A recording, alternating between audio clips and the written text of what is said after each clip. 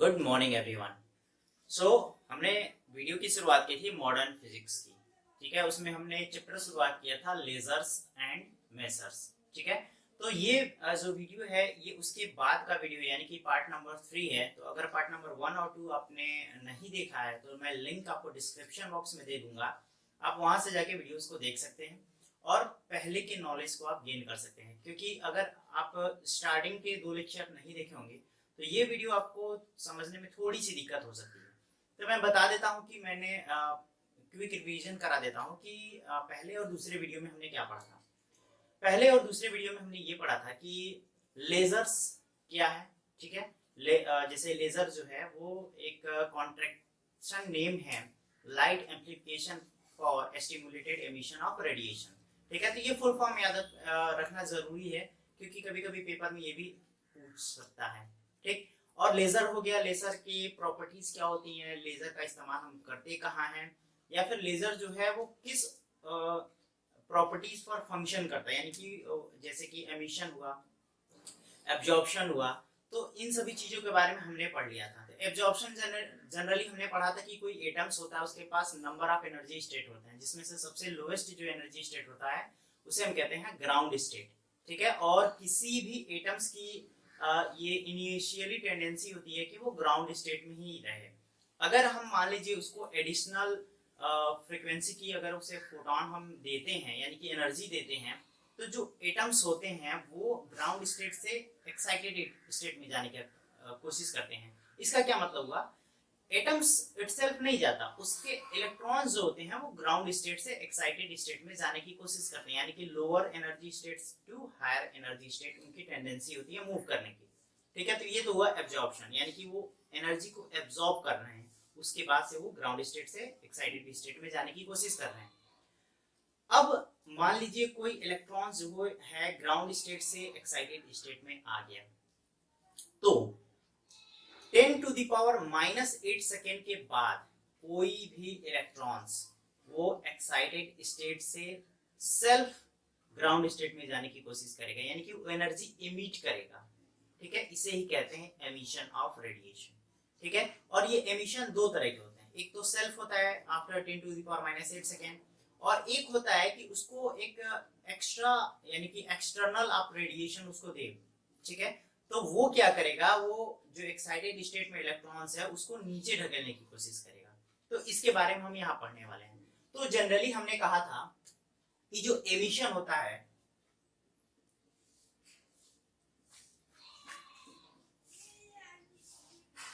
जो एमिशन होता है ये दो तरह का होता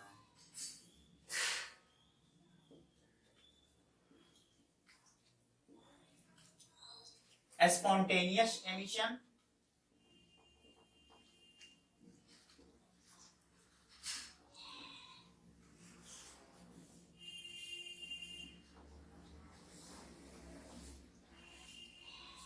एमिशन जो होता है वो जनरली दो तरह का होता है, स्पॉन्टेनियस एमिशन और स्टिमुलेटेड एमिशन। स्पॉन्टेनियस एमिशन के बारे में हमने कल पढ़ा था, सिर्फ इंट्रोडक्शन दिया था और उसके बारे में डिटेल नहीं पढ़ा था। तो सबसे पहला जो हमारा टॉपिक होगा आज का वो होगा स्पॉन्टेनियस एमिशन। ठीक है, इसको समझते हैं। जैसे मान लीजिए कोई एटम है, ये इसका न्यूक्लियस है जिसमें प्रोटॉन और न्यूट्रॉन होते हैं, और इसके बाहर क्या होता है, इलेक्ट्रॉन होता है। तो मैंने कहा था कि अगर हम इसके एनर्जी स्टेट को देखें तो समझ लीजिए ये है फर्स्ट स्टेट, ये है सेकेंड स्टेट। तो फर्स्ट स्टेट की जो एनर्जी होगी वो E1 और सेकेंड स्टेट की एनर्जी होगी E2। क्लियर है, E1 और E2। अब मान लीजिए इलेक्ट्रॉन जो है वो हमारा हायर एनर्जी स्टेट में, हायर एनर्जी स्टेट कहने का मतलब है एक्साइटेड स्टेट। ये तो ग्राउंड स्टेट हुआ, लोएस्ट एनर्जी स्टेट को कहते हैं ग्राउंड स्टेट, और उसके बाद जितने भी स्टेट होंगे एनर्जी स्टेट उसको हम कहेंगे एक्साइटेड स्टेट। क्लियर है, तो इलेक्ट्रॉन यहाँ है। अब आफ्टर, आपको पता है कि आफ्टर 10⁻⁻8 सेकेंड ये क्या करेगा, ये सेल्फ एनर्जी को एमिट करेगा। ये एनर्जी को क्या करेगा, एमिट करेगा। तो एनर्जी को एमिट करने के बाद से ये जो इलेक्ट्रॉन यहाँ का है वो नीचे आ जाएगा, यहाँ पे आ जाएगा। तो ये ये 1 और 2 जो स्टेट था जिसकी एनर्जी E1 और E2 थी, तो after 10 to the power 8 second ये इलेक्ट्रॉन जो है वो कहाँ आ गया, ग्राउंड स्टेट में आ गया। तो ग्राउंड स्टेट में आ गया तो एनर्जी इसने क्या किया है, एमिट किया है। इस एनर्जी एमिट को कहते हैं स्पॉन्टेनियस एमिशन।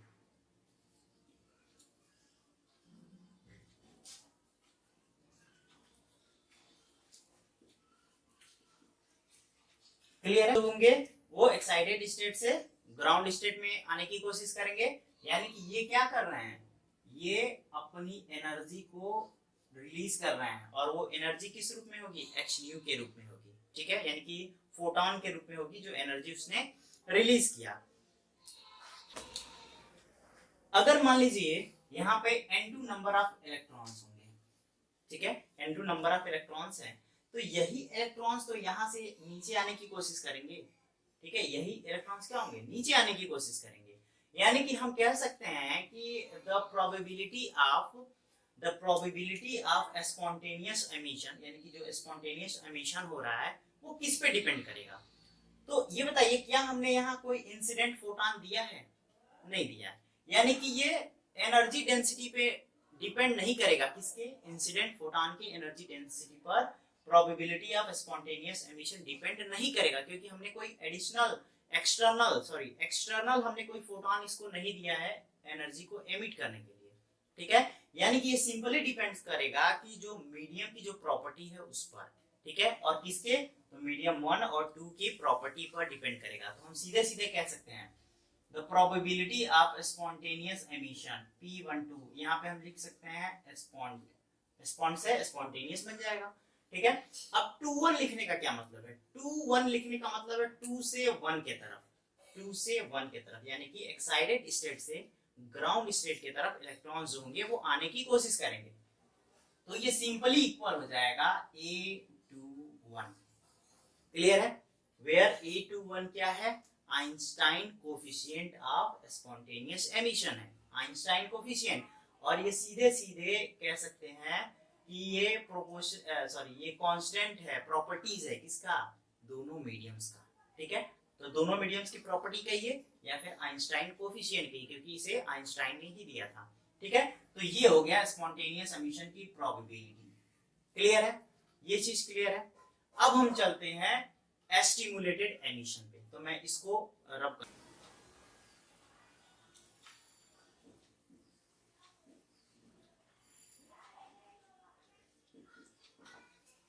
तो अभी आपने देखा कि जो स्पॉन्टेनियस एमिशन है, प्रोबेबिलिटी ऑफ स्पॉन्टेनियस एमिशन, वो डायरेक्टली इक्वल हो जा रहा है A21, that is Einstein coefficient के। if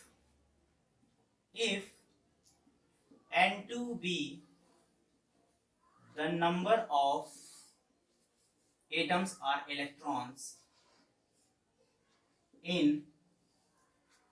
in higher state, higher state का मतलब है कि other than ground state, in higher state then क्या होगा, जो P21 यानी कि प्रोबेबिलिटी ऑफ स्पॉन्टेनियस एमिशन है वो इक्वल हो जाएगा N2A21 के। क्लियर है, where N2 is number of electron in higher state और A21 is Einstein coefficient. Clear है, तो ये चीज आपको एकदम दिमाग में बैठा लीजिए। अब हम चलते हैं स्टिमुलेटेड एमिशन की तरफ, stimulated emission of radiation.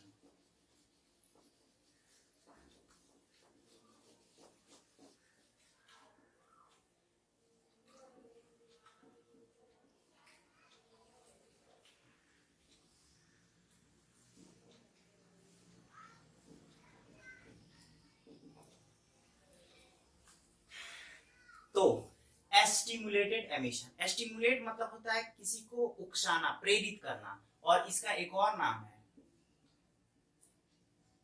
Induced emission. ठीक है, तो अगर कहीं इंड्यूस्ड एमिशन या फिर कोई एग्जामिनर आपसे इंड्यूस्ड एमिशन पूछता है तो उसका सीधे सीधे मतलब समझिएगा कि स्टिमुलेटेड वो एमिशन की बात करता है। अभी तक हमने समझा कि जो एब्जॉर्प्शन होता है, एब्जॉर्प्शन नाम याद रखिएगा, एब्जॉर्प्शन में क्या होता है कि एडिशनल हम फोटोन हम देते हैं एटम्स को, तो वो एटम्स जो ग्राउंड स्टेट में होते हैं वो उठकर कहां चले जाते हैं, एक्साइटेड स्टेट में।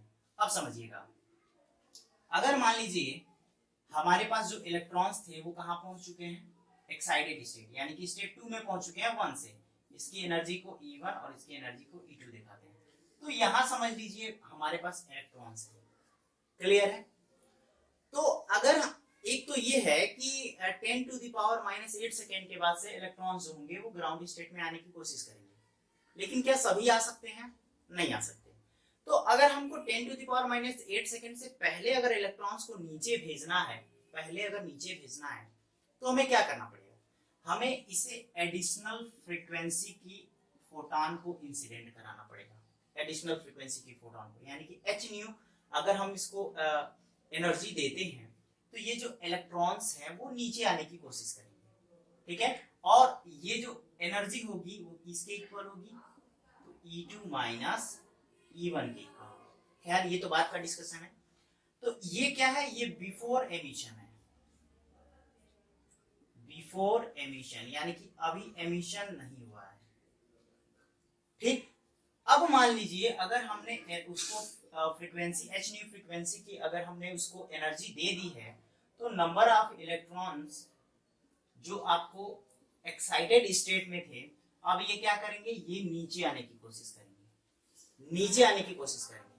तो ये तो नीचे आएगा ही, यानी कि इसकी जो एनर्जी होगी वो h तो होगी ही, साथ ही साथ जो हमने दिया था वो भी तो नीचे आएगा ना, वो भी नीचे आएगा। यानी कि हमने एक तो जो एमिशन किया है, एमिट करने के लिए जो हमने इलेक्ट्रॉन्स की फ्रीक्वेंसी दी थी h की, वो नीचे आएगा, और साथ ही साथ जिस इलेक्ट्रॉन्स या एटम्स को वो एनर्जी देगा वो भी नीचे आएगा, यानी कि एक एडिशनल जो फोटोन है वो हमारा एमिट हो रहा है, ठीक है।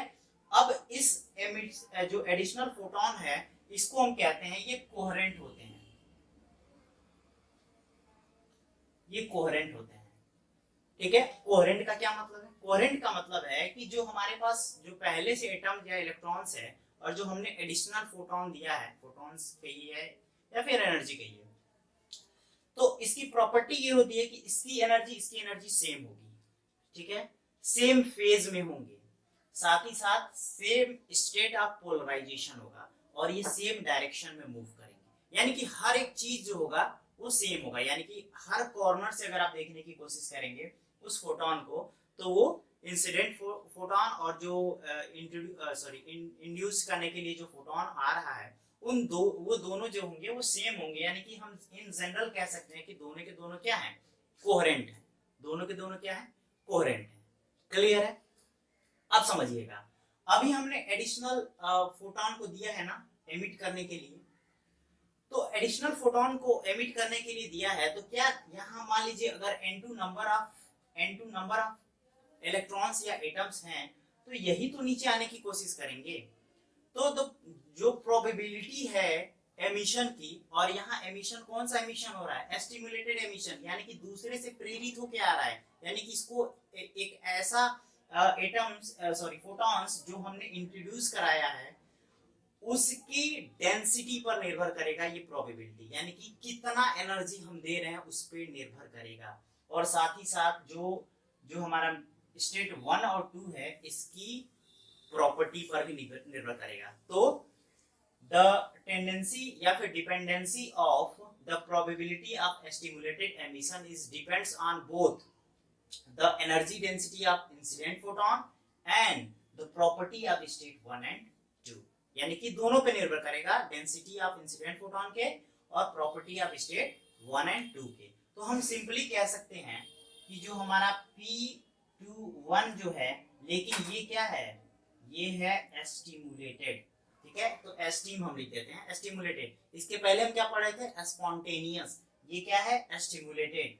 ये डायरेक्टली प्रोपोर्शनल है u न्यू के, क्योंकि energy density of incident photon, तो u न्यू, क्योंकि वो फंक्शन की तरह होगा ना, तो हमने इसको एक फंक्शन की तरह दिखा दिया, ठीक है। अब अगर हमको प्रोपोर्शनलिटी हटाना है तो इसके लिए क्या करना पड़ेगा, प्रॉपर्टी ऑफ स्टेट 1 एंड 2 को इंट्रोड्यूस करना पड़ेगा, यानी कि estimate equal to B21 U ये हो गया हमारा probability of stimulated emission B21 u new. अगर मान लीजिए if N2 be the number of atom or electron in higher state,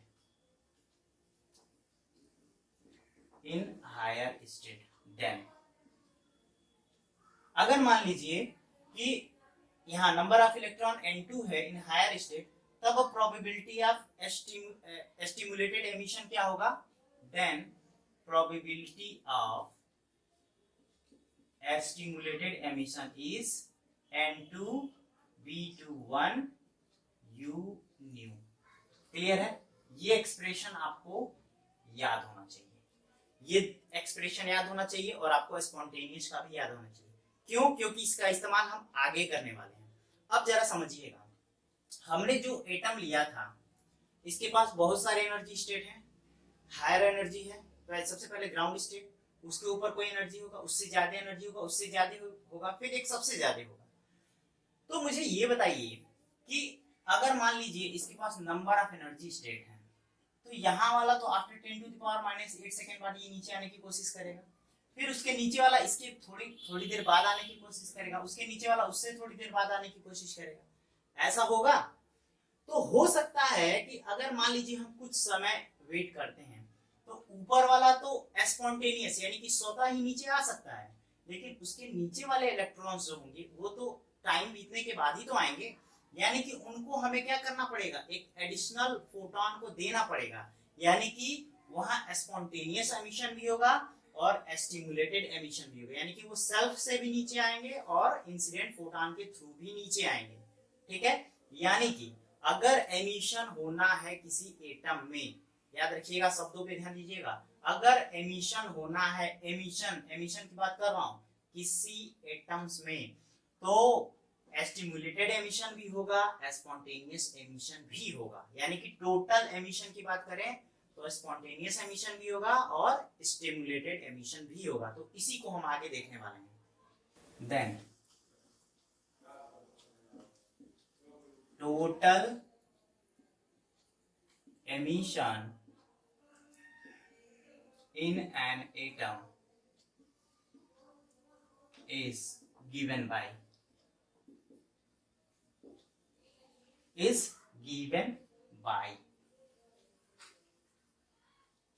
P total कर देते हैं। ये क्या होगा? ये होगा P21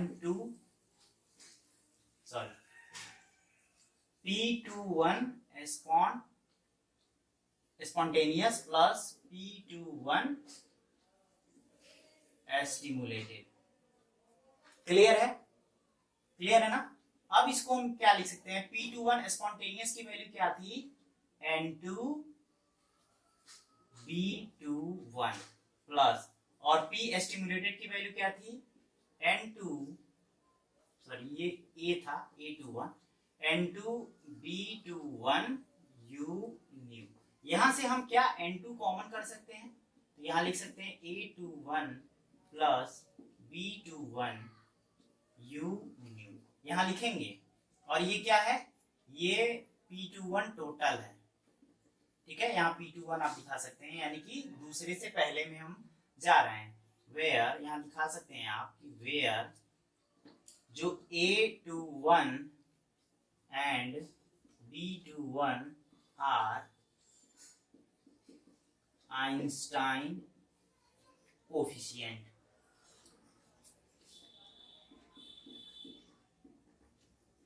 ठीक है? तो ये एक्सप्रेशन आपको याद होना चाहिए। क्लियर है? तो पूरा का पूरा एमिशन हमने समझा दिया। सबसे पहले एब्जॉर्प्शन समझाया था, और इस वीडियो लेक्चर में हमने एमिशन को समझाया है कि दो तरह के एमिशन होंगे, एक स्पॉन्टेनियस एमिशन होगा और एक स्टिमुलेटेड एमिशन। तो उम्मीद करता हूं कि ये वीडियो आपको काफी पसंद आया होगा। तो अगर ये वीडियो आपको अच्छा लग रहा है तो इसे ज्यादा से ज्यादा ग्रुप्स में शेयर करें, अपने फ्रेंड्स को भी शेयर करें, ताकि ज्यादा से ज्यादा बच्चों को इसका फायदा मिल सके। और मैं लिंक डिस्क्रिप्शन बॉक्स में दे दूंगा अपने टेलीग्राम का, आप वहां से ज्वाइन करके इस वीडियो के नोट्स आप पा सकते हैं।